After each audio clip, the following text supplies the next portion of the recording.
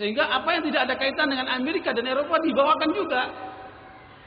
Jadi cerita tentang sekularisme Indonesia, tentang liberalisme Indonesia, macam-macam. Jadi tidak fokus akhirnya. Begitu pula apabila bicara masalah Eropa, sedikit sekali informasi tentang Eropa. Padahal Eropa itu ada 42 negara. Jadi diungkapkan sangat sedikit sekali.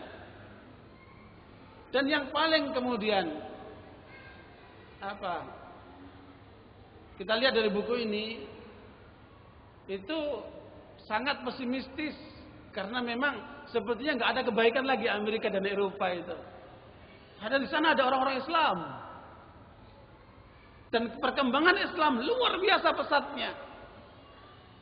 Bahkan para pakar itu memperkirakan justru kehancuran Amerika itu, begitu pula Eropa, akan terjadi dari dalam sendiri.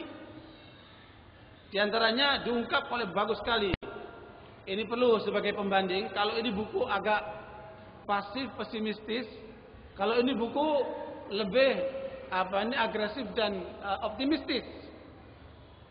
Murat Weihafmann, mantan duta besar Jerman, asal beliau. Yang kemudian masuk Islam beliau.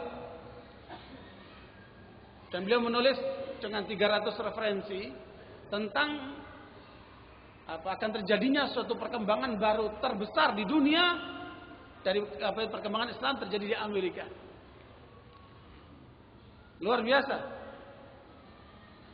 Dan tentunya ini akan melengkapi informasi yang ada di buku ini. Ya.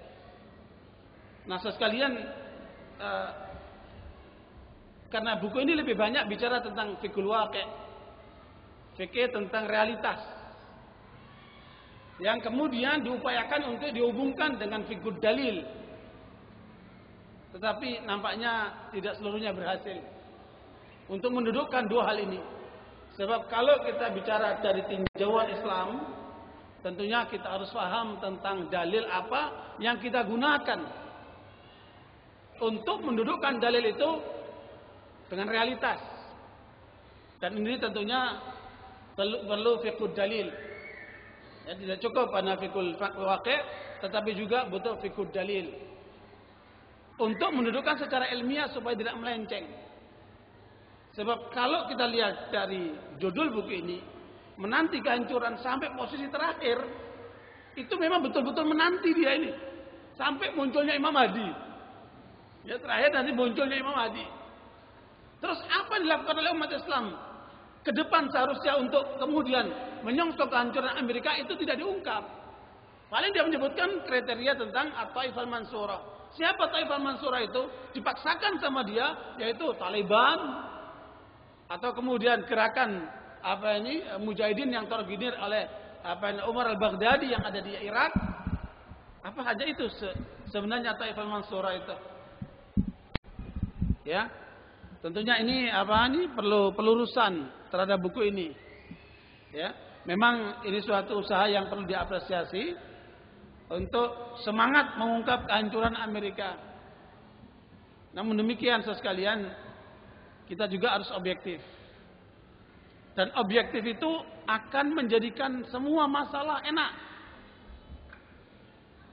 Makanya Allah SWT menetapkan dalam Al-Quran, wala yajrimannakum syana'anu qaumin ala alla ta'dilu i'dilu wa aqrabu littaqwa. Jangan karena kebencian kita kepada satu kaum kemudian kita tidak menjadi objektif, tidak bersikap adil. Maka berbuatlah adil karena itu lebih dekat kepada takwa. Dan kita sadar betul terhadap apa yang terjadi sekarang ini. Kalau kita kemudian kembangkan nantinya, akan menjadi suatu langkah positif buat umat Islam. Bahwa tidak cukup hanya menanti kehancuran Amerika, tetapi kita harus berbuat sesuatu